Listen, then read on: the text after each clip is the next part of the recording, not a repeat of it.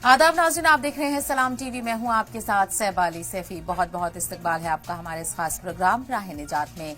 नाज़रीन, आज का हमारा मौजू है हज के अरकान।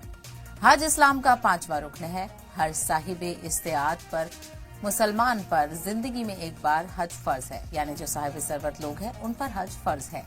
हज सिर्फ सफर का नाम नहीं बल्कि अल्लाह की इबादत, सब्र, कुर्बानी और बंदगी का बेहतरीन इजहार है। हज के कुछ अहम अरकान हैं जिनके बगैर हज मुकम्मल नहीं होता। नंबर 1 एहराम है। हज की शुरुआत एहराम से होती है। एहराम एक खास हालत का नाम है जिसमें हाजी कुछ चीजों से परहेज करता है। मर्द 2 सफेद चादरें पहनते हैं जबकि औरतें सादा लिबास में रहती हैं। एहराम बांधकर हाजी लब्बैक अल्लाहुम्मा लब्बैक पढ़ते हैं। नंबर 2 वकूफ़े अरफात है। 9 ज़िलहिज्जा को मैदान अरफात में ठहरना हज का सबसे बड़ा रुकन है। हुजूर सल्लल्लाहु अलैहि वसल्लम ने फरमाया, अल हुजू अरफा यानी हज अरफात ही है। हाजी यहाँ अल्लाह से दुआ, इस्तिग़फ़ार और तौबा करते हैं। नंबर 3 तवाफ़ ज़ियारत है। काबा शरीफ के साथ चक्कर लगाने को तवाफ कहते हैं। हज में तवाफ़ ज़ियारत फर्ज है। हाजी बड़े अदब और मोहब्बत से बैतुल्लाह का तवाफ करते हैं। नंबर 4 सई है।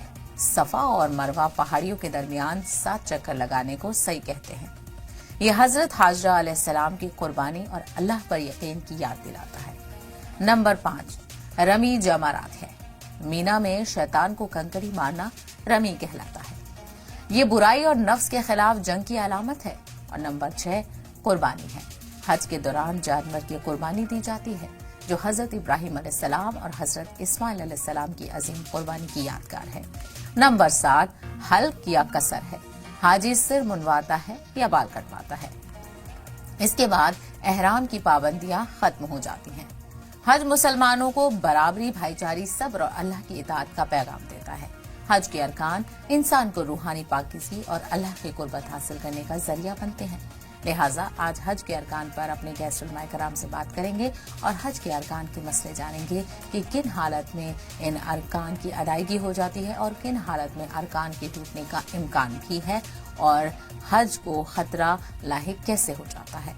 हमारे साथ खास मेहमान जुड़ गए हैं, उनका तारुफ आपसे करा देते हैं। सबसे पहले हमारे साथ इंजीनियर खालिद कुज़्ज़मा है, इस्लामिक स्कॉलर हैं, और मुफ्ती बिलाल रिजवी हमारे साथ हैं, इस्लामिक स्कॉलर हैं। इसके अलावा हमारे साथ मुफ्ती डॉक्टर मकसूद इमरान रशीदी साहब भी हैं, इस्लामिक स्कॉलर हैं। आप सभी का बहुत इस्तकबाल है। सबसे पहले हम मकसूद साहब आपसे शुरुआत करना चाहेंगे कि हज इस्लाम का कौन सा रुकन है और इसकी क्या अहमियत है। बिस्मिल्लाहिर्रहमानिर्रहीम। अल्लाह रब्बुल जलाल ने कुरान मजीद में इरशाद फरमाया, अल हज्जु अश्हुरुम मालूमात फमन फरद फीहिन्नल हज्ज फला रफस वला फुसूक वला जिदाल फिल हज्ज वमा तफ़अलू मिन खैरिन यअलमुहुल्लाह वतज़व्वदू फ़इन्न खैरज़ ज़ादि तक़वा वत्तक़ून या उलिल अलबाब। अल हज्ज अश्हुरुम मालूमात, हज के कुछ महीने गिनती के हैं और वो मालूम है, इसलिए कि हज को किसी भी महीने में अगर करना चाहें कर नहीं पाएंगे। हज के लिए मुतअय्यन अय्याम है, उन्हीं अय्याम में उन्हीं महीनों में अंजाम देना जरूरी होता है। अब अल्लाह रब्बुल जलाल ने फरमाया, फमन फरज़ फीहिन्नल हज, हज सब पर फर्ज नहीं है। हज की फर्जियत के लिए जरूरी है कि मालदार होना, ये माल नहीं है तो फिर हज फर्ज ही नहीं होता। और इसी तरह रास्ते का पुरअमन होना, ये भी हज की फर्जियत के लिए शर्त है। और सेहतमंद होना, ताकि हज फर्ज होने के लिए ये भी जरूरी है। तो ये अगर चीजें पाई जाती हैं तो हज फर्ज हो गया। वमन फरज़ फीहिन्नल हज फला रफ़स वला फुसूक वला जिदाल फिल हज। अब हज फर्ज हो गया है, हज के लिए गए हैं तो खुसूसियत के साथ चंद बातों का एहतिमाम करना जरूरी है। उसमें से ये है, गुनाह की बातें हमको करना नहीं है और इसी तरह गुनाह करना नहीं है और झगड़ा भी करना नहीं है, क्योंकि हज में खास तौर पर इहराम की हालत में इंसान के अंदर से पुकारती है, उनसे लड़े इनसे लड़े और उनसे जोर जोर से गैर गलत बातें करें, गुनाह की बातें करें। तो इन तमाम चीजों से बचना जरूरी होता है इहराम की हालत में और हज के अय्याम में। तो ये अल्लाह रब्बुल जलाल ने खुसूसियत के साथ जिक्र किया। وما تفعلوا من خیر یعلمہ اللہ. اب اس کے علاوہ جو بھی خیر کا کام کرتے ہیں سارے کاموں سے اللہ باخبر ہے. وما تفعلوا من خیر یعلمہ اللہ وتزودوا فإن خیر الزاد التقوی واتقون یا اولی الالباب. اور یہاں یہ فرمایا کہ جانے سے پہلے پوری تیاری کر لے اور زاد راہ اور اسی طرح کھانے کی ساری چیزیں اور مکمل طور پر جو بھی وہاں ضرورت کی چیزیں ہوتی ہیں وہ تیاری کر کے جائے. یہ ہے وہ تزودوا فإن خیر الزاد التقوی. اور تقوی جو ہے یہ سب سے بہترین توشہ ہے، تو اس کو بھی ساتھ لے کے جانا ہے اور ساتھ رکھنا ہے اور ہمیشہ زندگی میں رکھنا ہے. تو یہ ہے واتقون یا اولی الالباب. اور سب ساری چیزوں سے غیر غلط کاموں سے اپنے آپ کو بچا کے رکھنا ہے. اگر ہم عقل مند ہیں تو حج کے دنوں میں ہم وہاں جائیں اور پھر اس کے بعد صدقہ و خیرات مانگنا شروع کر دیں، یا یہ ہے کہ وہاں کھانے کے لیے بھیک مانگنا شروع کر دیں. ان ساری چیزوں سے ہم کو بچنا ہے. اسی کو اللہ رب ذوالجلال نے قرآن میں ذکر کیا ہے. اگر ان باتوں کا خیال کر کے ہم حج کے لیے تشریف لے جاتے ہیں، جب جا کر ہمارا حج قبول ہوگا. اور الحج المبرور لیس له الجزاء الا الجنہ. اللہ کے رسول علیہ السلام نے فرمایا اس طرح حج کر کے جس کسی نے بھی حج مبرور کی سعادت پالی تو اس کا بدلہ سوائے جنت کے کچھ اور چیز نہیں ہوگا. بالکل، بہت خوب. اور کیونکہ اپنے آپ میں یہ سفر اتنا مقدس ہے کہ جب لوگ یہاں سے جاتے ہیں اور وہ خوشی کا جو منظر ہوتا ہے، کیونکہ دنیا کے سارے کام چھوڑ کر اور پوری دنیا کو چھوڑ کر ہم صرف اللہ کی راہ میں جاتے ہیں اور پھر ہمارے ذہن میں صرف وہی چیزیں چل رہی ہوتی ہیں، لیکن صحیح طریقہ کیا ہے، کیا کچھ ہمیں کرنا ہے، بہت سے لوگوں کو اس کی صحیح جانکاری نہیں ہوتی ہے. تو یہ بھی ہونا بہت ضروری ہے کیونکہ حجاج کا پہنچنا شروع ہو گیا ہے. آپ کو چند ہی لوگ بچے ہیں جو اب رہ گئے ہیں جانے سے، کیونکہ اب بہت نزدیک ہے اور پھر حج کی ادائیگی ہوگی. ہمارے ساتھ ایک کالر ہے لکھنؤ سے، ان کا سوال لے لیتے ہیں پھر آگے بڑھیں گے. جی اپنا سوال بتائیے. السلام علیکم. وعلیکم السلام. حضرت علی رضی اللہ عنہ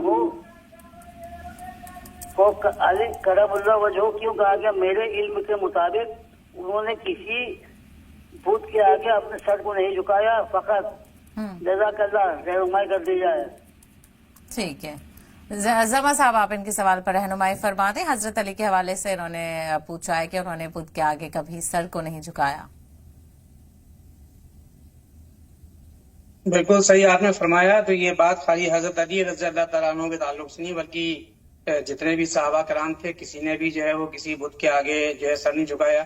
نبی جو آتے ہیں اور نبی صلی اللہ علیہ وسلم وہ توحید کی دعوت لے کے آتے ہیں. اندر شرک ظلم عظیم، شرک سب سے بڑا گناہ ہے جو معاف نہیں ہوگا. تو نبی صلی اللہ علیہ وسلم کی یہ تعریف ہے تو سارے صحابہ نے اس پہ عمل کیا، اس میں حضرت علی رضی اللہ عنہ بھی شامل ہیں. اور یہی جو ہے تعریف ہم لوگوں کو بھی ہے کہ ہم شرک سے بچتے ہوئے کسی غیر اللہ کے آگے سر نہ جھکائیں. اور سر جھکانا مطلب خالی فزیکلی سر جھکانا نہیں ہے، بلکہ اس کی غلط باتوں میں اطاعت کرنا، اس کو فالو کرنا، اس کی باتوں کو ماننا اسلام کے مقابلے میں، یہ سب بھی سر جھکانے میں ہی آتا ہے. حضرت علی رضی اللہ عنہ نے بھی سر نہیں جھکایا اور ہمارے لیے بھی یہی تعلیم ہے کہ ہم بھی کسی غیر اللہ کے سامنے سر نہ جھکائیں، کسی اور کی اطاعت نہ کریں، ہم خالص اللہ کی اطاعت کریں. بالکل. وہیں بلال صاحب حج کے حوالے سے بات کر رہے تھے ہم، کیونکہ یہ کافی طویل سفر بھی ہوتا ہے، لیکن جو کہا جاتا ہے کہ جو اہم دن ہے وہ 4 سے 5 دن ہے جہاں پر حج کے ارکانوں کو ایک ایک کر کے ہمیں کرنا ہوتا ہے. لیکن پھر اس کو جو یہ 30 دن 40 دن کا رکھا گیا ہے، اس کی وجہ کیا نظر آتی ہے؟ حالانکہ اس بار 20 دن کا بھی کیا گیا ہے کہ آپ 20 دن کے لیے بھی جا سکتے ہیں، لیکن بہت سارے حجاج کو 40 دن بھی لگتے ہیں، کسی کو 45 دن بھی لگتے ہیں. تو ان باقی دنوں میں کیا کرنا ہوتا ہے، ان کی کیا اہمیت ہے؟ السلام علیکم ورحمۃ اللہ وبرکاتہ. وعلیکم السلام. جی ماشاء اللہ، بڑا زبردست اس کا موضوع ہے. اور ابتدائیہ میں جس طرح سے آپ نے ذکر فرمایا تو بہت خوشی ہوئی، لگ رہا تھا کہ کوئی عالم دین بات کر رہا ہے. بہت اچھا آپ نے حج کے حوالے سے بیان فرمایا. اب میں آپ کے سوال کی طرف آتا ہوں. جی، حج اسلام کا یہ ایک بہت اہم فریضہ ہے اور جو بنیادی چیزیں ہیں اسلام کی، جس کے بارے میں حدیث شریف میں کہا گیا ہے کہ بنی الاسلام علی خمس، شہادت لا الہ الا اللہ وان محمد رسول اللہ صلی اللہ علیہ وسلم، اقام الصلاۃ و ایتاء الزکاۃ وصوم رمضان وحج البیت. یعنی اسلام کی بنیاد 5 چیزوں پر ہے. اس میں پہلی چیز ہے اس بات کی گواہی دینا کہ اللہ کے علاوہ کوئی معبود نہیں اور محمد صلی اللہ تعالی علیہ وسلم اس کے رسول ہیں. دوسری بات نماز کو قائم کرنا، زکوٰۃ ادا کرنا اور حج ادا کرنا. اب ان چیزوں میں بنیادی فرق یہ ہے کہ نماز امیر پر، غریب پر، فقیر پر، مزدور پر، کسان پر، بادشاہ پر، سب پر فرض ہے. لیکن حج کے بارے میں جب ہم ذکر کرتے ہیں یا حج کے بارے میں جب ہم بات کرتے ہیں تو قرآن شریف میں حج کے حوالے سے آتا ہے وَلِلَّهِ عَلَى النَّاسِ حِجُّ الْبَيْتِ مَنِ اسْتَطَاعَ إِلَيْهِ سَبِيلًا، کہ حج کرنا فرض ہے، لیکن وہاں پر ایک کنڈیشن لگا دی گئی ہے. ہر ایک پر فرض نہیں ہے. جس طرح سے نماز ہر ایک پر فرض ہے، حج ہر ایک پر فرض نہیں ہے، بلکہ فرمایا من استطاع الیہ سبیلا، کہ جو طاقت رکھتا ہو جانے کی، آنے کی، مالی طاقت رکھتا ہو، جسمانی طاقت رکھتا ہو تو اس پر حج فرض ہے. اور یہ اتنی بڑی فضیلت کا حامل ہے کہ نبی کریم صلی اللہ تعالی علیہ وسلم ارشاد فرماتے ہیں من حج للہ، کہ جو اللہ تبارک و تعالی کے لیے حج ادا کرے ولم یرفث ولم یفسق، اور جب حج ادا کرے تو وہاں پر کوئی بری بات نہ کرے، فسق و فجور نہ کرے، جھوٹ نہ بولے، اور جو برے کام ہیں اس سے بچا رہے، تو آقا فرماتے ہیں رجع کیوم ولدتہ امہ، تو وہ اس طرح سے واپس آتا ہے کہ جس طرح وہ اپنی ماں کے پیٹ سے پیدا ہوا تھا. یعنی گناہوں سے پاک و صاف پیدا ہو کر کے، گناہوں سے پاک و صاف جس طرح سے پیدا ہوتا ہے وہ اسی طرح سے ہو جاتا ہے، زندگی ملتی ہے. جیسا کہ آپ نے ذکر کیا کہ اس کے 4-5 ایام ہی کیوں ذکر کیے گئے ہیں.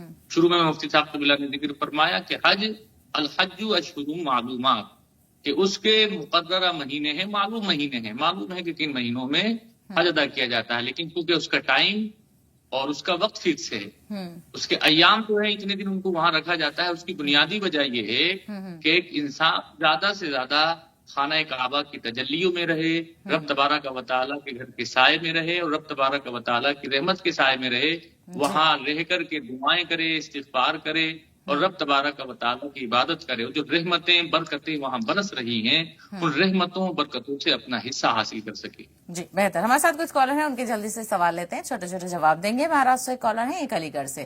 مہاراشٹر سے کالر اپنے سوال بتائیے. وعلیکم السلام. ٹی وی کا بہت بہت شکریہ، اور سبھی عالم علماء کا بھی ہر روز ہماری اچھی سے تربیت کرتے ہیں. ہمارا پوچھنا ہے کہ اگر مالی حالات ہونے کے بعد بھی اگر ہم نے عمرہ کر لیا اور حج نہیں کیا تو حج میں اور عمرے کا فرق بتائیے. ٹھیک ہے. ہاں یہ بہت بنیادی سوال ہے اور بہت لوگ جاننا چاہتے ہیں اس کو، ضرور اس پر روشنی ڈالیں گے. علی گڑھ سے اپنا سوال بتائیں. جی السلام علیکم. وعلیکم السلام. جی میرا سوال قربانی سے متعلق ہے. جی اگر کسی امیر آدمی نے بہت دنوں تک، بہت سالوں تک قربانی نہیں کری، اس پہ کیا ہر سال کوئی قربانی کے زمانے میں یا ہر سال صدقہ واجب ہوتا ہے؟ اس کے لیے کیا حکم ہے؟ ٹھیک ہے. مقصد صاحب دونوں سوالوں پر رہنمائی فرما دیں.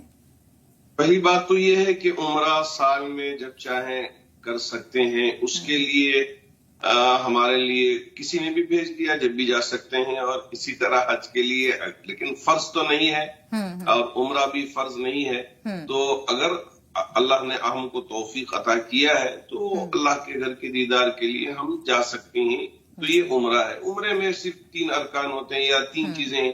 ایک تو طواف کرنا ہے، پھر صحیح کرنا ہے، بال نکالنا ہے، اس کے علاوہ کچھ اور عمل نہیں ہے. تو اس وجہ سے عمرہ سال کے پورے مہینوں میں کیا جا سکتا ہے، لیکن حج کے لیے ضروری ہے کہ وہ حج کے ایام رہیں. تو یہ بنیادی فرق ہے. تو اب ایک ہی سفر میں اگر عمرہ اور حج کر لیتے ہیں تو اس کو دو طرح سے یہاں ذکر کیا اللہ کے رسول علیہ السلام نے. ایک حج تمتع ہے، ایک حج قران ہے. حج تمتع میں ہم وہاں اس سفر میں جائیں گے پہلے ہی سے نیت کر کے کہ عمرہ کر کے عمرہ کھول دیں گے، عمرے کا احرام کھول دیں گے. اس کے بعد جب حج کے ایام آئیں گے تو پھر حج کا احرام باندھیں گے.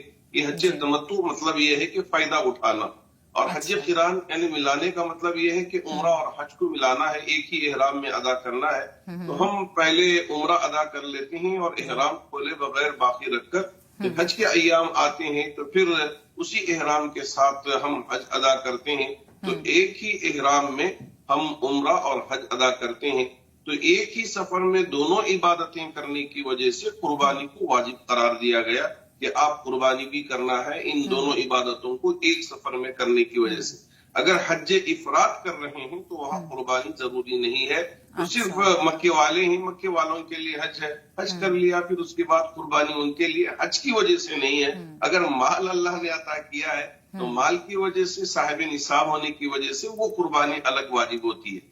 تو یہ عمرہ اور حج میں بنیادی فرق ہے کہ عمرہ سال بھر کیا جا سکتا ہے اور حج متعین دنوں میں ہی کرنا ضروری ہوتا ہے. اور معمول کے طور پر مقصود صاحب یہ بھی ہے نا کہ جو حجاج جا رہے ہیں وہ پہلے عمرہ ہی کرتے ہیں, کیونکہ جب وہ گئے ہیں تو وہ عمرہ بھی ادا ہی کر لیتے ہیں.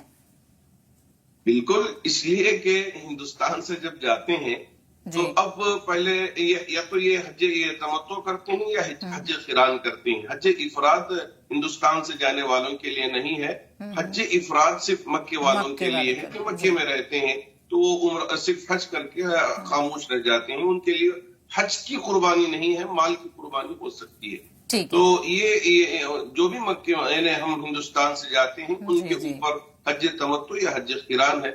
قریب میں جو جانے والے ہیں وہ حج قران کر لیتے ہیں, اور ذرا بہت پہلے جانے والے ہیں. بہت آپ نے بنیادی ایک سوال پوچھا تھا کہ حج کیا 15 دنوں میں ہو جائے گا, 20 دنوں میں ہو جائے گا؟ پہلے تو 40-45 دن تک جاتے تھے. یاد رکھیں حج کے لیے 5 دن کافی ہے. اگر 5 دن نکالے اور 1 دن زیارت کے لیے, 6 دن آپ نے کر لیا تو آپ کا حج اور زیارت کا سفر پورا ہو جائے گا. لیکن چونکہ اتنی دور سے ہم جاتے ہیں تو اتنا بھاگے بھاگے آنا مناسب نہیں ہوتا, بلکہ عبادت جم کے کر لیں. پیسہ بھی خرچ کیا ہے تو اور وہاں اللہ نے موقع بھی دیا ہے, تو اس وجہ سے 40 دن کی بات کر لیتے ہیں, 45 دن کی بات کر لیتے ہیں. تو 40 دن اور 45 دن کا حج سے کوئی تعلق نہیں ہے. حج کے 5 ایام ہیں اور 1 دن زیارت کے لیے رکھ لیے, اس کے بعد اگر آ گئے. لیکن اور جو مدینہ میں 40 نمازیں ہیں پھر وہ یہ دیکھیے 40 نمازوں کی جو روایت ہے وہ ضعیف ہے. اگر ہم نے 40 نمازیں مدینے میں پڑھ لیے تو اللہ رب ذوالجلال ہمارے لیے جنت عطا فرمائیں گے, ہماری مغفرت کے فیصلے فرمائیں گے. اس طرح کی ایک حدیث ہے. تو اس وجہ سے اس بات کی کوشش کرتے ہیں کہ مسجد نبوی میں 40 نمازیں ہم کو مل جائے. لیکن اگر وہ ادا نہیں کیے تو اس میں ہمارے لیے کوئی اتکل زیادہ مسئلہ نہیں ہے. لیکن زیارت تو کر لینا بہت اچھا ہوتا ہے. ہمارا یہ جو سفر ہوتا ہے حج و زیارت کے نام پہ ہوتا ہے. ایک تو حج بھی کر لیں گے, عمرہ بھی کر لیں گے, اور ساتھ ساتھ میرے اور آپ کے آقا تاجدار مدینہ احمد مصطفیٰ محمد مصطفیٰ صلی اللہ علیہ وسلم کے روضے اطہر پہ پہنچ کر سلام کا نذرانہ ہم پیش کرتے ہیں. تو اندر کی کیفیت ہی بڑی عجیب و غریب رہتی ہے. میں الفاظ میں کبھی بھی اسے ذکر کر نہیں پاؤں گا. بالکل بالکل, وہ ایک احساس جو ہے وہ بالکل الگ ہوتا ہے. ہمارے ساتھ کچھ اور کالر ہیں اجمیر سے, ان کا سوال لے لیتے ہیں, اور ایک اور قربانی کا سوال بھی بچ رہا ہے. اجمیر سے کالر اپنا سوال بتائیے. السلام علیکم. وعلیکم السلام. انسان کو سکون کی جگہ کون سی ہے وہ جہاں انسان کو سکون مل سکے؟ سکون, ٹھیک ہے, بہت پیچیدہ سوال بھی ہے. خیر بہرحال زما صاحب آپ اس پر رہنمائی فرما دیں. ایک تو خاتون نے پوچھا تھا کہ صاحب ثروت ہونے کے باوجود بھی کئی سالوں سے قربانی نہیں کی ہے, تو ان کے لیے کس طرح سے ازالہ ادا کیا جائے؟ کیا انہیں پچھلے جو سال رہے ہیں ان کی قربانی ادا کرنی ہوگی یا وہ شروع کر سکتے ہیں اس سال سے؟ اور اجمیر سے کالر نے پوچھا کہ سکون انسان کو کیسے ملے؟ چھوٹا چھوٹا جواب دیجیے گا. جی, اب جیسے انہوں نے کہا کہ قربانی انہوں نے نہیں کی ہے تو ظاہر ہے اس کے لیے توبہ استغفار ہے. اللہ تعالیٰ سے جو ہے استغفار کرتے رہیں. اور یہ تو بہرحال گناہ کی بات ہے کہ صاحب استطاعت ہونے کے باوجود بھی انہوں نے قربانی نہیں کی. اب وہ جہاں سے انہوں نے یعنی جس کو کہتے ہیں جب جاگے تبھی سویرا, اب جب ان کو احساس ہو گیا ہے تو اب وہ پابندی سے قربانی کریں. پیسے والی جتنی بھی عبادتیں سب کریں, زکوٰۃ ہے اور حج ہے, یہ سب پیسے والوں کے لیے ہی فرض ہیں. تو بہرحال ان کو قربانی ابھی سے شروع کر دینی چاہیے. اور جو دوسرا سوال انہوں نے سکون کے تعلق سے جو ہے پوچھا تھا, اللہ بذکر اللہ تطمئن القلوب, اللہ کے ذکر میں جو ہے وہ قلب کا اطمینان اور سکون حاصل ہوتا ہے. تو اللہ کا ذکر تو پورے قرآن کو کہا گیا, پورا دین ہی جو ہے وہ ذکر ہے. تو اگر وہ قرآن میں تفسیر کے ساتھ پڑھیں گے, تلاوت کریں گے, اس کے علاوہ نماز پڑھیں گے, اللہ سے دعائیں کریں گے, اور اس کے علاوہ دین کا کام کریں گے, اصلاح و دعوت کا, انشاءاللہ ان کو سکون ملے گا. اس کے علاوہ تو کہیں اور سکون حاصل اس کو نہیں ہوگا. تو روحانیت میں ہی سکون ہے, اس سے وہ حاصل کریں, دین سے جڑ جائیں, اللہ سے جڑ جائیں, اللہ سے لو لگائیں. بالکل, یہ آپ نے بالکل صحیح کہا, کیونکہ ہم سوچتے ہیں, کیونکہ آج کل دنیا میں اتنی پریشانیاں ہیں, تو ہم سوچتے ہیں کہاں سکون ملے گا, اور اس کے لیے بہت چھوٹا سا کام کرنا ہے کہ اللہ کی عبادت کرنی ہے. مفتی بلال صاحب آپ کے پاس رخ کرنا چاہیں گے, راجستھان سے ایک کالر ہے کیا ہمارے ساتھ؟ ہاں جی جی سوال بتائیے. وعلیکم السلام. جی, ہم یہ کہنا چاہتے ہیں, ابھی بھائی زبیر صاحب نے کہا کہ حضرت علی رضی اللہ انہوں نے کبھی بتوں پر سجدہ نہیں کیا. ایسے بہت سے صحابہ ہیں جو بعد میں صحابہ بنے, جو زمانہ جاہلیت میں تھے, حضرت ابو بکر تھے اور بہت سے تھے جنہوں نے کبھی بتوں کو سجدہ نہیں کیا. آپ نبی صلی اللہ علیہ وسلم کے ماں باپ نے کبھی بتوں کو سجدہ نہیں کیا, یہ فطرت اسلام پر تھے. اور حضرت عیسیٰ علیہ السلام سے لے کے حضرت نبی ہمارے نبی صلی اللہ علیہ وسلم کے سوال بیچ بتا میں, دیں, کیونکہ زما صاحب نے یہ ساری چیزیں بتائی ہیں, انہوں نے بھی بتایا کہ کس نے. جی, سوال میرا مفتی صاحب سے یہ ہے کہ دم, حج میں دم کس بات پہ لازم آتا ہے, اس پر رہنمائی ڈالیں. ایک بار دوہرائیں, حج میں دم لازم آتا ہے نہیں, دم جیسے کوئی غلطی ہو جاتی ہے اس کے بدلے میں جانور قربان کرنا پڑتا ہے, پھر دم. اچھا, غلطی پر. جی, اس پر رہنمائی ڈالیں. ٹھیک ہے, بلال صاحب آپ رہنمائی فرمائیں. اس سے پہلے ایک اور کالر ہے مہاراشٹر سے, اپنا سوال بتائیں. السلام علیکم. وعلیکم السلام. میرا سوال یہ ہے کہ 300 سے زائد زندہ درگور ہونے والی لڑکیوں کو پالنے والے صحابی کون تھے, ان کے بارے میں معلومات دیجیے. 300 سے زائد لڑکیاں جو درگور ہونے والی تھی ان کو انہوں نے پالا تھا. کون سے صحابی تھے؟ ٹھیک ہے, بلال صاحب آپ ان کے سوال پر رہنمائی فرما دیں. اور انہوں نے یہ بھی پوچھا تھا اس سے پہلے کہ حج میں اگر کوئی غلطی ہو جاتی ہے تو کیا اس کے لیے قربانی ایکسٹرا کرنی ہوتی ہے, یا پھر کیسے اس کا ازالہ کیا جا سکتا ہے, اور کون سی ایسی چیز ہے جو نہیں ہوئی تو آپ کا حج قبول نہیں ہوگا؟ جیسا کہ ہمارے یہ راجستھان کے جو بھائی تھے, انہوں نے ذکر کیا تھا کہ دم اس طرح کی غلطیوں پر واجب ہوتا ہے. دیکھیے, جب ایک حاجی یا عامر جب احرام باندھ لیتا ہے تو محرم کے لیے, پھر یعنی احرام باندھنے والے کے لیے بہت سارے افعال, بہت سارے کام ایسے ہوتے ہیں جو ممنوع ہوتے ہیں, اس کے لیے منع ہوتے ہیں. اب اگر ان کا وہ ارتکاب کر لیتا ہے منع ہونے کے باوجود, تو پھر اس کے لیے کفارہ لازم ہوتا ہے. کفارہ اس لیے تاکہ جو غلطی ہوئی ہے اس کا ازالہ ہو سکے. تو اس کو جنایا کہا جاتا ہے عربی زبان میں, اس کی جمع جنایات ہے. تو اس کی فقہاء کرام نے کئی ایک قسمیں لکھی ہیں. جیسے اس میں ایک قسم ہے بدنا, اور ایک قسم ہے دم, اور ایک قسم ہے مالی صدقہ, اور ایک قسم ہے روزے. تو بدنا کسے کہتے ہیں؟ اگر کوئی بڑی غلطی ہوئی ہے تو اس میں کیا ہوتا ہے کہ اونٹ یا گائے وغیرہ کی قربانی دینی ہوتی ہے. اور اگر اس کے علاوہ اس سے کوئی دوسرے درجے کی, یعنی اس سے کوئی چھوٹی غلطی ہے, تو اس میں کیا ہے, دم واجب ہوتا ہے. اس میں کیا ہے, بکرا یا دمبا وغیرہ کی قربانی دی جاتی ہے. اسی طرح سے اگر اس سے کوئی اور چھوٹی غلطی ہے تو مالی صدقہ. کچھ حالتیں ایسی ہوتی ہیں کہ اس میں روزے وغیرہ رکھنے ہوتے ہیں کہ جس سے جو کفارات وغیرہ ادا ہو جاتے ہیں. جیسے بیوی کے ساتھ ہم بستر ہو جانا بہت بڑی غلطی ہے. یہ اتنی بڑی غلطی ہے کہ اس میں پھر بدنے کا حکم دیا جاتا ہے, یعنی اونٹ یا پھر بڑے جانور کے ذبح کرنے کا حکم دیا جاتا ہے. اور بہت سارے معاملات, بہت سارے کام ایسے ہیں جو نہیں کرنے. اس کی ایک لمبی فہرست ہے.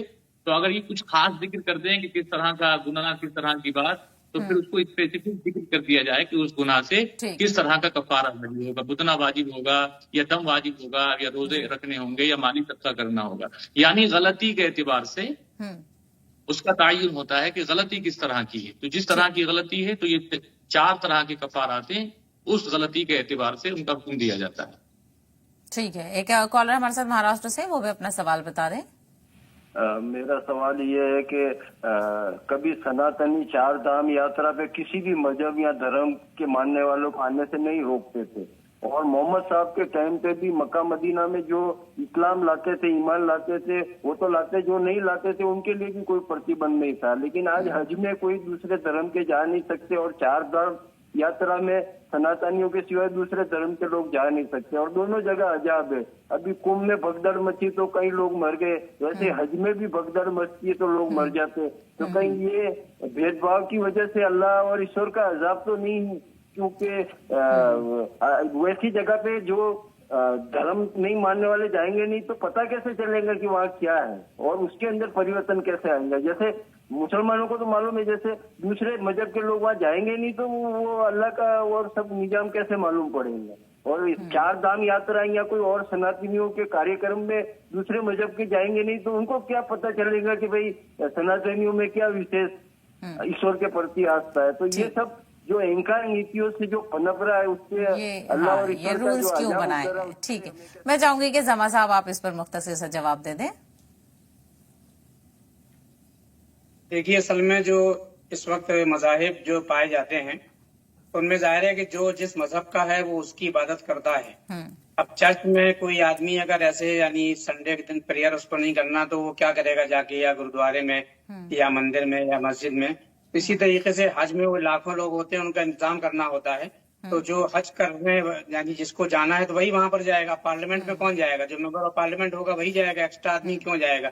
इसमें कोई नफरत या भेदभाव की बात नहीं है, ये तो इस तरह की बात है कि जिसको जहाँ पर काम होता है। फौजी कंटोनमेंट एरिया में जो फौजी नहीं है उसकी एंट्री नहीं होती है, आइडेंटिटी कार्ड उसके चेक किए जाते हैं। तो इंतजाम मैनेजमेंट की वजह से है। और बाकी क्या हो रहा है, आजकल तो सैटेलाइट का और टीवी का जमाना है, सारी दुनिया देखती है कि मस्जिद में या 4 धाम की यात्रा में या हज में क्या हो रहा है। पूरा टेलीकास्ट होता है, लाइव टेलीकास्ट होता है, पूरी तरह भी टेलीकास्ट होती है। तो सारी दुनिया देखती रहती है। अब कोई बहुत ज्यादा वो नहीं मसला नहीं है कि क्या हो रहा है, वो सबको सब कुछ मालूम चल जाता है कहाँ क्या हो रहा है। फिर ये गूगल का जमाना है, नेट का जमाना है, तो नफरत नहीं है। नफरत तो नेता लोग फैला रहे हैं अपने निहित स्वार्थों के लिए। तो ये मजहबी इबादत से तो कोई नफरत नहीं फैल रही है इससे, हर आदमी अपनी अपनी इबादत में लगा हुआ है। बिल्कुल, और क्योंकि आपने बिल्कुल सही कहा, आप हर चीज आप लाइव देख सकते हैं और जो हज के अरकान है और हर रोज आप हर चीज देख सकते हैं कि कितने लोग तवाफ कर रहे हैं, कैसी भीड़ है, आप सब कुछ देख सकते हैं। और क्योंकि इतने लाखों लोग जाना चाहते हैं, उनमें से ही मुख्तसर लोगों को जाने के लिए मिलता है। इतनी 20 लाख के करीब लोग हज करेंगे इस बार, तो ऐसे में उसको मैनेज करना ये बहुत बड़ी जिम्मेदारी है। क्योंकि कई ऐसे लोग हैं जो वहां पर आखिरी दिन गुजार रहे होते हैं, कितनी जनाजे की नमाजें होती हैं, तो ये भी बहुत सारी चीजें देखने को मिलती हैं। मकसूद साहब, एक बहुत अहम सवाल था, किसी ने पूछा भी था, जो लोग हज पर गए हैं उनकी तरफ से पूछा गया था कि वहां पर हर दिन तवाफ करने का मौका मिलता है और लोग हर दिन तवाफ करते हैं और ज्यादा से ज्यादा तवाफ करने की कोशिश करते हैं। तो ये पूछा था उन्होंने कि मरहुमीन के लिए तवाफ किया जाए या जो हमारे करीबी लोग हैं, हमें लग रहा है कि वो नहीं आ पाएंगे, या फिर उनके लिए दुआ की जाए। तो कैसे तवाफ करना है? क्या एक ही तवाफ में सभी लोगों के लिए नियत की जा सकती है? तो ये सवाल था उनका, इस पर आप वजाहत कर दें। जी, मैं मुख्तसर थोड़ा सा और भी सवालों को लेकर उसका भी जवाब दे देना जरूरी मुनासिब समझ रहा हूँ। जमा साहब ने बात जो कही थी बिल्कुल सही कही थी, उसके साथ एक और थोड़ा सा इजाफा कर देता हूँ। उस अर्थ होने के बावजूद कुर्बानी न करना कबीरा गुनाह है। इस पर सिद्क़ दिल से तौबा व इस्तिग़फ़ार करे, इसी को हजरत जमा साहब ने जिक्र फरमाया, और इस कोताही की तलाफी करे, जिसकी सूरत ये है कि एक मुतवस्सित बकरा या बकरी या उसकी कीमत के बराबर रकम सदका कर दे, बकरा भी लेके सदका कर दे या बकरी लेके सदका कर दे या उसकी कीमत को सदका कर दे। बास के नजदीक कुर्बानी के एक हिस्से के बराबर रकम सदका कर देना भी काफी है। तो एक तो ये जवाब हुआ। दूसरा ये है कि वो सहाबी जो जमाने जाहिलियत में बच्चियों को हिफाजत करके उनको जिंदा दरगोर होने से जो बचाने का काम करते थे, वो सहाबी थे हजरत सासा बिन नाजिया रजी अल्लाह तआला अन्हु।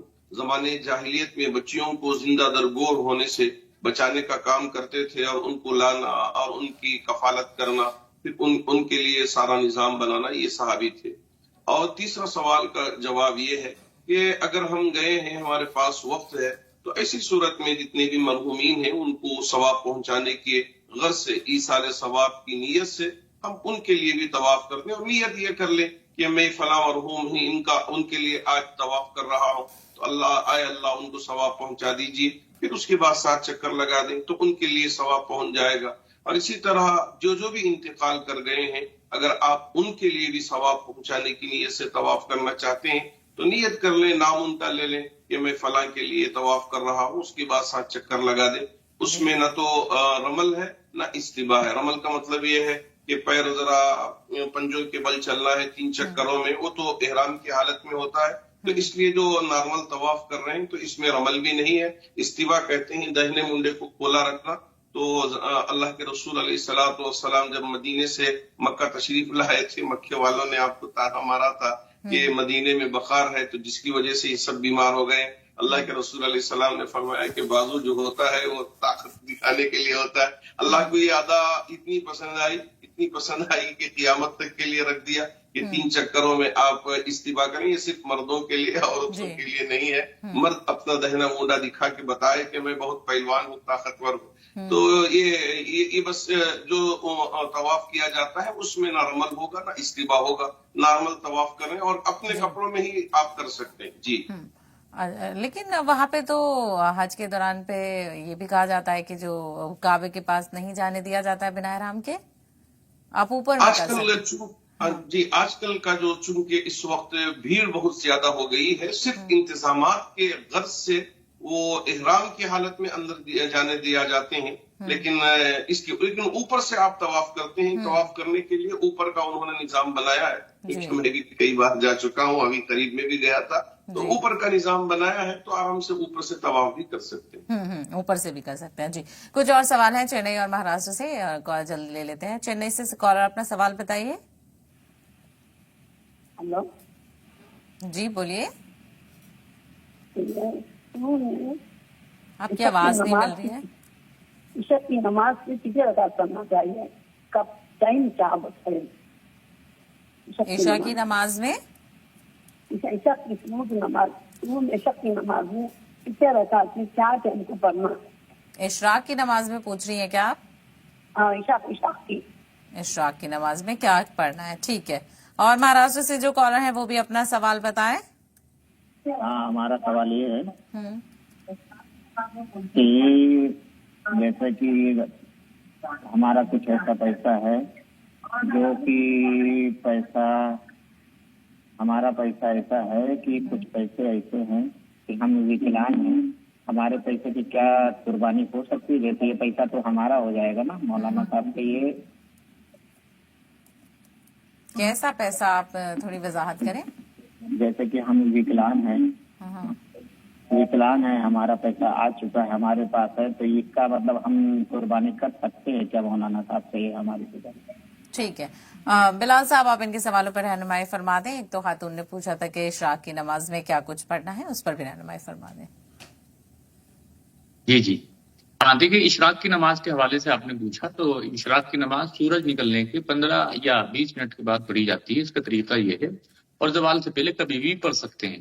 اب آپ نے ذکر کیا کہ کوئی اسپیسیفک صورت، کوئی خاص صورت پڑھنے کا کوئی حکم ہے، تو دیکھیے اس طرح کا کوئی حکم نہیں ہے کہ کوئی آپ خاص صورت پڑھیں گا. بہتر طریقہ یہ ہے اگر آپ چاہیں تو پہلی رکعت میں سورہ فاتحہ کے بعد سورہ شمس پڑھ لیں، اور جب دوسری رکعت ہو تو دوسری رکعت میں سورہ فاتحہ کے بعد سورہ دوحہ پڑھ لیں. یہ ایسا آپ کر سکتے ہیں. کوئی خاص صورت پڑھنے کا کوئی حکم نہیں ہے. کوئی بھی صورت پورے قرآن مجید میں سے کہیں بھی پڑھی جا سکتی ہیں. البتہ نفل نمازوں میں اتنا ضرور ہے کہ اس میں جو سیم صورت آپ نے پہلی رکعت میں پڑھی ہے تو اسی صورت کی تکرار آپ دوسری رکعت میں بھی کر سکتے ہیں. جیسے ایسا بھی ہوتا ہے کہ سورہ فاتحہ پڑھی پہلی رکعت میں اور سورہ فاتحہ کے بعد آپ نے سورہ اخلاص پڑھ لی تو اس کو 11 مرتبہ 7 مرتبہ 5 مرتبہ پڑھ لیا. ایک ہی رکعت کی بات ہو رہی ہے. دوسری رکعت پڑھی آپ نے، دوسری رکعت میں سورہ فاتحہ کے بعد آپ اسی طرح سے دوبارہ بھی سورہ اخلاص پڑھ سکتے ہیں. تو نفل نمازوں کے حوالے سے اتنی بات یاد رکھ لینا ضروری ہے. اور وہ ایک دوسرے جو کالر تھے انہوں نے پوچھا تھا کہ ان کے پاس پیسہ ہے، شاید وہ دوسرے طریقے سے کمائے گئے پیسے کی بات کر رہے تھے، تو کیا ان سے قربانی کی جا سکتی ہے؟ دیکھیے ان اللہ طیب لا یقبل الا طیبا، یہ قاعدہ ہمیشہ یاد رکھنے چاہیے ہر ایک کو، ہمیں اور پورے عالم کے مسلمانوں کو، کہ رب تبارک و تعالی پاک ہے اور وہ پاک ہی چیز کو پسند کرتا ہے.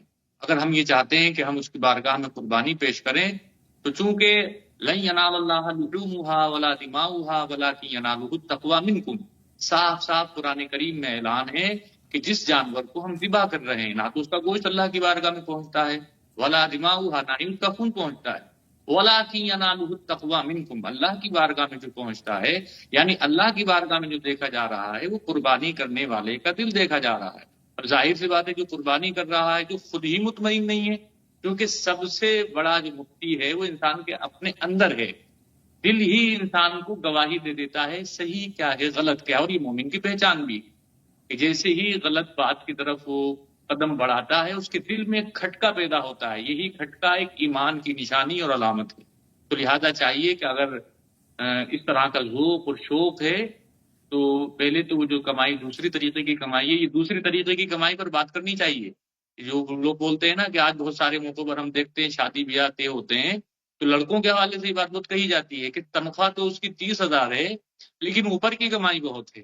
تو یہ اوپر کی کمائی پر بات ہونی چاہیے کہ اوپر کی کمائی ہے کیا۔ کسی غریب سے رشوت لے کر کے اوپر کی کمائی کی جا رہی ہے، کسی غریب کو دبایا جا رہا ہے، تو یہ اوپر کی کمائی جو اس طرح کی کمائیاں ہیں یہ حرام ہے، اور یہ اس قدر سخت ہونے والی ہیں کہ قیامت کے دن پوچھا جائے گا کتابوں میں جی کہ ایک انسان جب تک قدم ہٹا نہیں پائے گا قیامت کے دن کہ جب تک اس سے 4 سوالات نہیں ہو دیں گے۔ اسی میں سے ایک سوال یہ بھی ہے کہ ان مال ہی، اس کے مال کے بارے میں پوچھا جائے گا، من این اکتسبہ وفیما انفقہ بھی، کہ کہاں سے کمایا تھا اس مال کو۔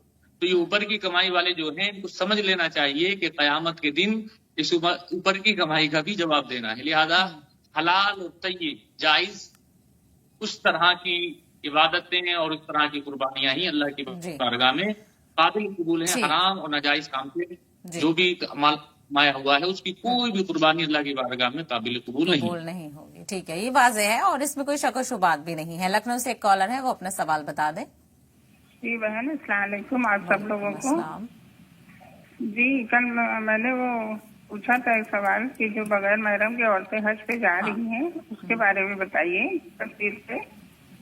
آپ کا پروگرام ماشاءاللہ بہت اچھا ہے، مفتیان کرام تو اتنا اچھا تسلی بخش جواب دیتے ہیں کہ طبیعت خوش ہو جاتی ہے۔ جی بالکل یہی مقصد ہے، اور اگر یہ ایک بھی کسی شخص کے پاس اگر مکمل ہو رہا ہے تو ہماری جو محنت ہے وہ ضرور رنگ لا رہی ہے۔ زما صاحب آپ اس سوال پر رہنمائی فرما دیں، کیونکہ پہلے ایسا نہیں تھا لیکن اب انتظام کیا گیا ہے، بنا محرم کے بھی خواتین سفر حج پر جاتی ہیں، تو اسلام میں اس کو لے کر کیا رہنمائی فرمائی گئی ہے؟ دیکھیے اسلام میں جو ہے سفر محرم کے ساتھ ہی اچھا کہا گیا ہے، بلکہ حکم بھی ہے کہ جو جوان عورتیں ہیں، لڑکیاں ہیں، وہ جو ہے کسی محرم کے ساتھ ہی سفر کریں اور ایسے اکیلے سفر نہ کریں۔ اس کی ممانعت ہے، ظاہر ہے کہ یہ قانون تو قیامت تک کے لیے ہے۔ اب وہ جو آ گئے ہیں محمد بن سلمان MBS، کچھ لوگ MBBS بھی کہہ دیتے ہیں، تو وہ بہت ساری تبدیلیاں لا رہے ہیں وہاں، 400 سنیما ہال کھول دیے انہوں نے، نیون سٹی بنا رہے ہیں وہاں، تو بہت ساری تبدیلیاں لا رہے ہیں وہ، تو ان کی تبدیلیاں ان کے ساتھ ہے، انہوں نے الاؤڈ کر دیا ہے کہ یعنی بنا محرم کے بھی سفر کر سکتے ہیں۔ اب یہ خود آدمی فیصلہ کر لے کہ یعنی آپ کو MBS کے قانون کو ماننا ہے یا اسلام کے قانون کو ماننا ہے۔ اسلام بہرحال اچھا اصول کہتا ہے کہ محرم کے ساتھ سفر کیا جائے تو زیادہ بہتر ہے۔ ٹھیک ہے، اور چونکہ اس سفر پر گروپ میں ہم جاتے ہیں اور کوئی نہ کوئی رہنمائی کرتا ہے، تو اور اب تو یہ بھی ہو گیا ہے وہاں پر کہ خواتین ساری ایک ساتھ رہتی ہیں اور مرد الگ رہتے ہیں، تو تب بھی کیا اس کو نہیں عمل میں لایا جا سکتا ہے؟ زما صاحب آپ سے سوال ہے۔ دیکھیے اس کا انتظام تو بہرحال بہت دنوں سے ہوتا آ رہا ہے، اب اور بھی انہوں نے کیا ہوگا، تو ظاہر ہے کہ مرد الگ رہتے ہیں، عورتیں الگ رہتی ہیں، تو سیفٹی سیکورٹی تو وہاں رہتی ہے، انتظامات تو بہت اچھے وہاں پر رہتے ہیں، کسی طرح کی کوئی بھگدڑ وغیرہ نہیں ہوتی، لیکن میں نے وہی کہا کہ پسندیدہ جو اسلام میں ہے وہ سفر یہی ہے کہ عورت جو محرم کے ساتھ نکلے تو اچھی بات ہے۔ ٹھیک، علی گڑھ سے ایک کالر ہے، ان کا سوال لے لیتے ہیں۔ جی اپنا سوال بتائیں۔ جی میں اپنے وہی قربانی کے سوال کی وضاحت اور چاہ رہی ہوں، مخصوص طور پہ یا جو بھی دے، تو میرا سوال یہ ہے کہ جیسے ہماری قربانیاں چھوٹ گئیں اور ہمیں پتہ نہیں چلا نوکری شروع کرتے ہی کہ ہم کب اس زمرے میں آ گئے واجب کے، تو ہم ایک ساتھ اس کی وہ کر دیں، صدقہ ایک ساتھ کر دیں یا پھر الگ الگ کریں ہر سال، کیونکہ زندگی کا کسی کا پتہ نہیں ہوتا ہے۔ آپ نے اپنے جواب شاید سنا نہیں تھا، کیسے کلیئر کیا جائے؟ ٹھیک ہے، ایک اس پر چھوٹا سا آپ جواب دے دیں، کیونکہ جواب دیا گیا تھا، شاید زما صاحب نے دیا تھا۔ نہیں اچھا، یہ جو پوچھ رہی ہیں میں اس کا جواب دے دیتا ہوں۔ دیکھیے اگر پورا جتنے سال اللہ نے آپ کو مال دیا تھا، اگر ان سالوں میں آپ نے قربانی نہیں کی تھی تو اس جانور کی آپ قیمت کو حساب لگا کے آپ کسی غریب کو، کئی غریبوں میں بھی تقسیم کر دیتے ہیں، تو کوئی حرج نہیں ہے۔ اس سال جو قربانی ہے وہ قربانی بھی آپ کر لیں، جس کو زما صاحب نے فرمایا تھا، بالکل بجا فرمایا۔ آپ وہ قربانی کی جتنی قیمت ہے اس کو کیلکولیٹ کر کے اس کی رقم کو صدقہ کر دیں اور اس سال کی قربانی کر دیں تو مسئلہ ختم. یعنی یہ بھی کیا جا سکتا ہے. اور اگر رقم نہیں ادائی کی گئی تو بھی گنجائش ہے کیا مقصود صاحب کہ آپ وہ تو الگ بات ہے. دیکھیے یہ جو مال ہونے کے باوجود قربانی نہ کرنا تو اس کی رقم کو صدقہ کر دینا یا بکرا ہی صدقہ کر دینا یا بکری صدقہ کر دینا یہ ضروری ہوتا ہے, یہ مناسب ہے. تاکہ اللہ نے مال دیا تھا اور اس دن ادا نہیں کیا تو ایسی صورت میں ہم کو صدقہ کر دینا ہے. اس کو کھا نہیں سکتے کہ ہم نے لایا ذبح کیا پھر اس کے بعد 3 سے تقسیم کیے. صرف 3 دنوں میں اس کی گنجائش ہے. اس کے باوجود ہم مشغول ہو گئے کسی کام میں نہیں کیے تو حکم یہی ہے شریعت کا کہ ہم بکرے کو صدقہ کر دیں یا اس کی قیمت کو صدقہ کر دیں. ٹھیک ہے. ہمارے ساتھ ایک کالر اندور سے ہیں اور ایک جے پور سے. اندور والے کالر اپنا سوال بتائیے. ہلو جی میں ایم پی سے بول رہا ہوں, اندور سے. بولیے. میرے بچوں کے کاروبار میں تکلیف آ رہی ہے کوئی, اس کا وہ بتائیے آپ. ٹھیک ہے. جے پور سے کالر اپنا سوال بتائیں. السلام علیکم بھائی. وعلیکم السلام. اور یہ تھوڑا ڈاکٹر صاحب سے ہے تھوڑی اطلاع کا, تھوڑا حاجی کے بارے میں کچھ بتاتے رہے. کس کے بارے میں؟ جی حاجیوں کے بارے میں تھوڑا بہت بتاتے رہے اور بس یہی ہے تھوڑا دماغ میں ہمارے بھی رہے کیا کیا حقوق ہوتے ہیں سارے. بالکل اسی پر یہ پورا آج کا ایپیسوڈ جا رہا ہے. اور اگر آپ نے شروعات میں نہیں سنا تو آپ سوشل میڈیا پلیٹ فارم پر جا کر بھی, یوٹیوب پر, فیس بک پر, سلام ٹی وی کے جا کر دوبارہ شروع سے بھی آپ دیکھ سکتے ہیں. اس میں ہم نے حج کے ارکان کے حوالے سے ہی بات چیت کی ہے. اور بھی کچھ اور سوال ہیں جن کا جواب لینا ضروری ہو جاتا ہے لیکن سوال لگاتار آ رہے ہیں. زما صاحب ان کے سوال پر رہنمائی فرما دیں جو انہوں نے کیا تھا کہ بچوں کے کاروبار میں برکت نہیں ہے, اس کے لیے کوئی دعا بتا دیں. یہ بچوں کے کاروبار میں برکت نہیں ہے. پہلی چیز تو یہ کہ انسان کو اپنی زندگی میں ایمانداری لانی چاہیے اور محنت سے کام کرنا چاہیے. اور کوئی خاص دعا نہیں, بہت ساری دعائیں ہیں. یعنی اصل چیز یہ ہے کہ اور کوشش کوئی آدمی کر رہا ہے اور اس کے باوجود نہیں مل رہا ہے تو پھر اس کو صبر کرنا چاہیے. اور مل جاتا ہے تو اس کو شکر, اس کے اوپر پروگرام ہو جائے گا صبر و شکر کے اوپر. بہت سارے لوگ محنت کرتے ہیں تو ان کو نہیں ملتا ہے. 30-40 لوگ بے روزگار ہیں, پڑھے لکھے, سب نے محنت کی تھی, سب نے ڈگریاں حاصل کی تھی, کسی کو روزگار نہیں ملا.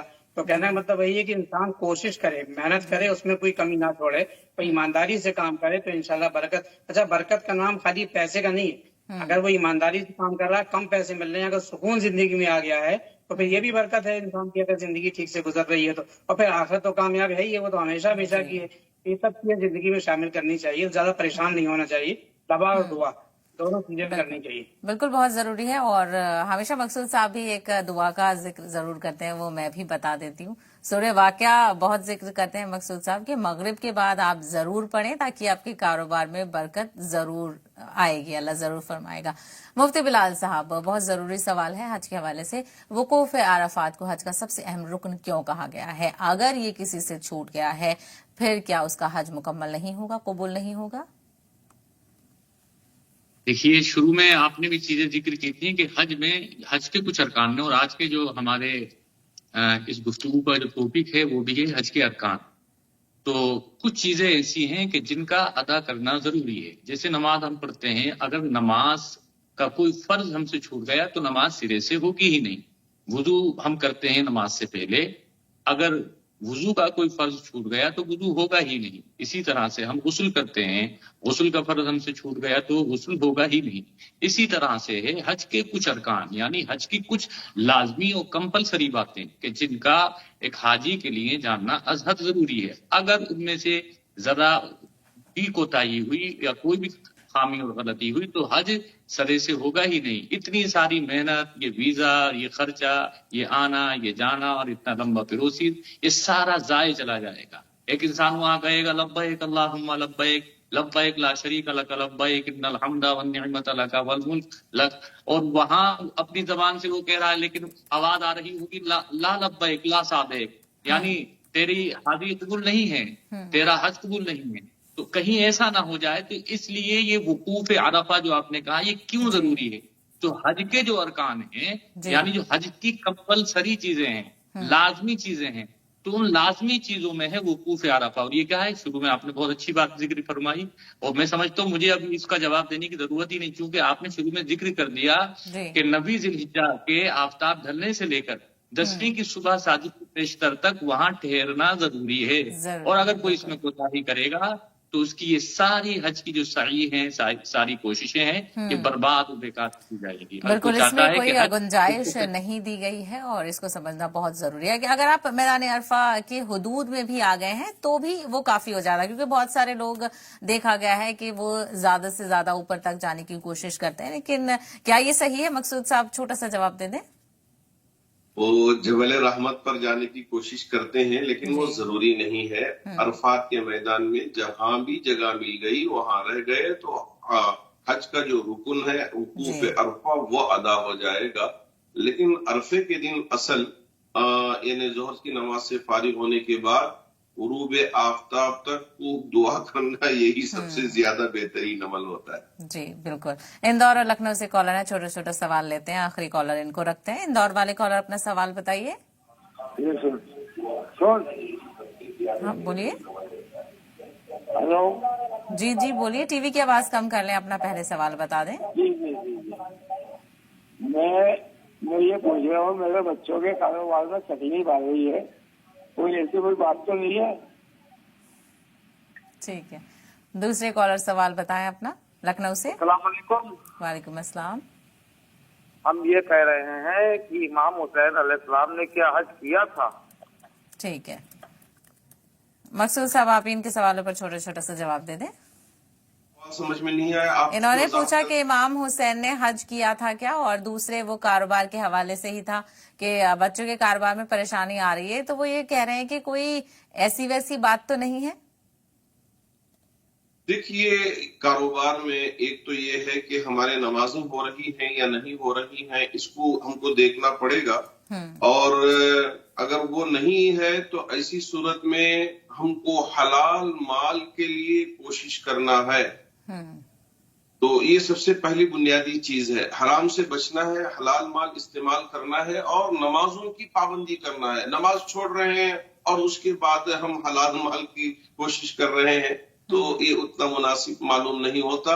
तो बहुत सारे वो लोग जो नमाजों को छोड़ देते हैं फिर उसके बाद शिकायत करते रहते हैं कि हमारे माल में बरकत नहीं है और रोजी में बरकत नहीं है और फलां चीजें। मैं उन तमाम अहबाब से यही गुजारिश करना चाहूंगा, मेरी माओं से भी गुजारिश करना चाहूंगा कि फराइज का एहतिमाम करें और उसके बाद दुआ करें। हर फर्ज नमाज के बाद जो दुआ की जाती है वो दुआ कबूल होती है। तो आप बैठें, थोड़ा वक्त दुआ में लगाए तो इंशाअल्लाह उसकी बरकत से भी अल्लाह रब्बुल जलाल रोजी में उस अता फरमाएंगे। और जहां भी आप हाथ डालेंगे, मतलब ये है कि कमाई के लिए कोशिश करेंगे, अल्लाह रब्बुल जलाल उस कमाई में नफा अता फरमाएंगे। जी बिल्कुल। लखनऊ से एक कॉलर है, उनका भी सवाल ले लेते हैं। जी अपना सवाल बताइए। लखनऊ से कॉलर को आवाज मिल रही है, अपना सवाल बता दें। जी वाजी, अस्सलाम वालेकुम। वालेकुम अस्सलाम। जी अस्सलाम वालेकुम। जी वाजी, आप माशाल्लाह बहुत प्यारी लग रही हैं, स्टोल बांध के आप बहुत अच्छी लगेंगी। जिस प्रोग्राम को आप कर रही हैं उसमें आप स्टोल बांध के आया करिए, बहुत अच्छी लगेंगी। ठीक है, आपके मशवरे के लिए बहुत शुक्रिया। अपना सवाल बता मेरी गुजारिश है। सवाल कोई है? ठीक है, चले आजमा साहब, क्योंकि हज के अरकान की हम बात कर रहे थे और बहुत से ऐसे सवाल अभी बाकी हैं जिनको जानना बड़ा जरूरी हो जाता है। जिसने बहुत सारी चीजों का जिक्र आप सबने अलग अलग किया, शायद बहुत सारे लोगों को ये नहीं मालूम होता, क्योंकि जो हज पर जा रहे हैं तो जाहिर सी बात है उनकी ट्रेनिंग हुई है, लेकिन उसके बावजूद भी बहुत बारीकियां होती हैं जिनको समझना जरूरी हो जाता है। और मुझ जैसे और बहुत सारे ऐसे लोग हैं जो ये प्रोग्राम देख रहे हैं, उनको भी इन चीजों की जानकारी हो, तो इसके लिए जरूरी हो जाता है बात करना। और भी एपिसोड इस पर करेंगे क्योंकि बहुत सारे सवाल अभी भी छूट रहे हैं। जमा साहब, मुज़दलिफा में रात गुजारने की क्या अहमियत है और उससे क्या बताया गया है कि कैसे हर एक शख्स वहां पर आम है? देखिए, जब वहाँ अरफात में लोग पहुंचते हैं तो अरफात में जो है वो ज़ोहर असर की नमाज एक साथ पढ़ी जाती है और मस्जिद नमरा में दुआ भी की जाती है। और सब लोग तो उसके अंदर नहीं आते, तो बाहर भी वो मस्जिद नमरा का ही एरिया है। مغرب ہوتے ہی وہ مزدلفہ کے لیے وہاں سے چل دیتے ہیں، تو وہاں مغرب کی نماز نہیں پڑھنی ہوتی ہے، مزدلفہ پہنچ کے مغرب و عشاء پڑھنی ہوتی ہے، پھر وہاں کھلے میدان میں جو ہے لیٹنا ہوتا ہے۔ اب آپ ایک تصور کیجئے، کوئی راشٹرپتی ہے، کوئی پردھان منتری ہے، کوئی بادشاہ ہے، کوئی آفیسر ہے، کوئی ڈاکٹر ہے، کوئی یہاں تک چپراسی ہے، مزدور ہے، سب ایک ہی طریقے سے میدان میں پڑے ہوئے ہیں، تو ایک پین اسلامک کانسیپٹ آتا ہے کہ سارے انسان برابر ہیں، کوئی اونچا نیچا نہیں ہے۔ یہ نبی صلی اللہ علیہ وسلم کی یعنی تعلیمات کی بہت اہم چیز ہے کہ سب برابر ہیں، اللہ کی نگاہ میں سب برابر ہیں، اور وہاں رات میں عبادت بھی کرتے ہیں، اس کے بعد صبح ہو کے چل دیتے، کنکڑیاں وہیں سے بھی نہیں آتی ہیں جو یعنی رمی جمرات کے لیے اور شیطان کو کنکڑ مارنے کے لیے، تو وہاں کی دعا کی، وہاں کی عبادت کی بہت زیادہ اہمیت ہے، رات وہیں گزارنی ہوتی ہے۔ تو جیسے آپ نے برابری کا کہا، تو ریئلی یہ کانسیپٹ پیدا ہوتا ہے کہ یہاں پر سب برابر ہیں، سب کھلے آسمان میں لیٹے ہوئے ہیں، یہاں تک کنکڑیوں کے نشان بھی ان کے پیٹھوں پہ لگ جاتے ہیں، ایک سادگی، ایک سمپلسٹی کا ایک یعنی کانسیپٹ پیدا ہوتا ہے کہ سب برابر ہیں اللہ کی نگاہ میں۔ بالکل یقینی طور پر، اور وہ منظر ایسا ہوتا ہے کہ آپ فرق بھی نہیں کر سکتے۔ وہیں بلال صاحب، ایک چھوٹا سا جواب آپ سے بھی کہ حج انسان کی زندگی اور سوچ کو کیسے بدلتا ہے، اس کا تصور ہی کرنا، شاید ہم میں سے بھی بہت لوگ یہ سوچ رہے ہوں گے کہ اللہ ہمیں بھی نصیب فرمائے اور ہم اس کے لیے دعا بھی کریں۔ جی پہلے تو میں ہمارے جو سینئر جو بزرگ علماء ہیں ان کی بات میں ایک بات ایڈ کر دیتا ہوں۔ بہت اچھا شعر ہے، کسی شاعر نے کہا ہے، حج کا جو نظام مساوات ہے، یعنی برابری کا نظام، کہ وہاں بادشاہ، کسان، وزیر، امیر سب ایک ہوتے ہیں، ایک ہی صف میں کھڑے ہو گئے محمود و ایاز، نہ کوئی بندہ رہا نہ کوئی بندہ نواز۔ اگر پوری دنیا کے لوگ برابری کا نظام کہیں دیکھنا چاہتے ہیں تو مسجدوں میں آئیں، اور انٹرنیشنلی اگر دیکھنا چاہتے ہیں تو وہ یہ حج کے جو ایام چل رہے ہیں، حج کے ایام میں دیکھ لیں کہ سارے ایک ہی جگہ نظر آتے ہیں، وہاں کوئی امیر اور کوئی کبیر، کوئی وزیر، کوئی بادشاہ نہیں رہتا ہے۔ یہ کہا بھی ہے اللہ کے رسول، وَكُونُوا عِبَادَ اللَّهِ إِخْوَانًا الْمُسْلِمُ أَخُو الْمُسْلِمِ، کہ اللہ کے بندے ہو، بھائی بھائی ہو جاؤ، اور مومن مومن کا بھائی ہوتا ہے۔ اب حج کے حوالے سے آپ نے ذکر کیا کہ حج انسان کی زندگی میں کیسے تبدیلی لاتا ہے۔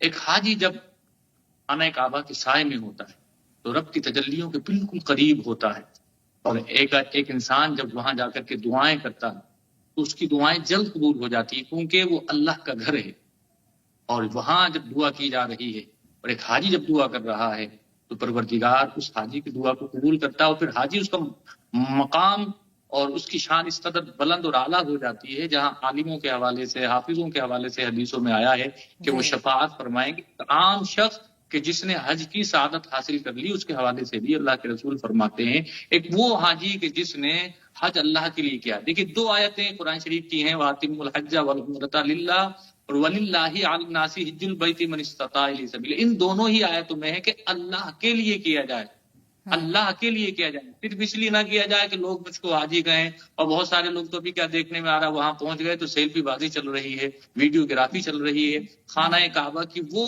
بے حرمتی کی جا رہی ہے، پیٹ دکھا دکھا کر کے، مطلب وہاں عبادت میں ذوق نہیں آ رہا ہے، لطف نہیں آ رہا ہے، صرف اس بات کا خیال ہے کہ ریل بنا لوں، اس بات کا خیال ہے کہ سیلفی لے لوں، اس بات کا خیال ہے ویڈیوگرافی کر لوں تاکہ دنیا کو دکھاؤں کہ دیکھو میں حاجی بن گیا۔ اس طرح کے حاجی کے لیے نہیں، بلکہ وہ حاجی جو صرف اور صرف اللہ کی رضا کے لیے حج کرے، عمرہ کرے، اور پھر وہ واپس آئے۔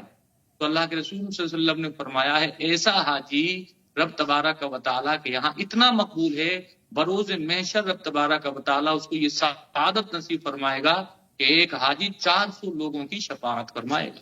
اب اندازہ لگائیے اس قدر مبارک ہیں وہ لوگ جو حج کی سعادت حاصل کر رہے ہیں اور جن کے حج اللہ کی بارگاہ میں قبول ہو رہے ہیں۔ تو ہم بھی دعا کرتے ہیں آپ ہم سب دن آئے کہ خانہ کعبہ کے مسافر بنے اور وہاں کی نور فضاؤں میں ہم بھی وقت گزاریں۔ بالکل بالکل، اور بہت ساری چیزیں تھیں، خاص کر کے مقصود صاحب، زما صاحب اور صاحب سبھی سے جانا تھا بلیک سٹون کے بارے میں اور حتیم کے بارے میں۔ خیر، اس کو لے کر اور بھی کسی دن بات کریں گے۔ آپ سبھی کا بہت شکریہ اس حوالے سے بات چیت کرنے کے لیے، اپنا قیمتی وقت دیں گے۔ ہمارے خاص پیشکش میں اتنا ہی، آداب۔